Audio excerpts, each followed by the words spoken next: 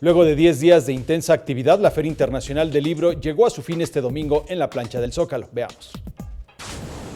Previo a la clausura de la 28ª edición de la Feria Internacional del Libro, el próximo secretario de Cultura de la Ciudad de México, José Alfonso Suárez del Real, participó en el conversatorio Derecho a la Cultura, Derecho a la Ciudad.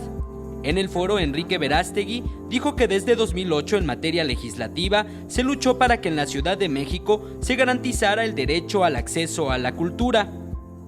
Es decir, que rompiéramos con la idea de que había una cultura nacional y que reconociéramos que la riqueza de México estriba precisamente en la convivencia de muchas culturas sociales, étnicas y pluriculturales.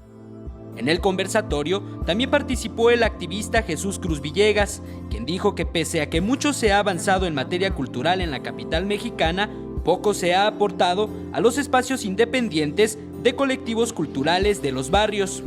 Es decir, donde más queda lejos el Zócalo, Coyoacán, la Roma, pues los mismos vecinos y las comunidades han tenido que generar pues de manera natural en esta construcción de ciudadanía, espacios culturales, iniciativas culturales, y muchas tienen que ver con la promoción de los derechos humanos y los derechos culturales.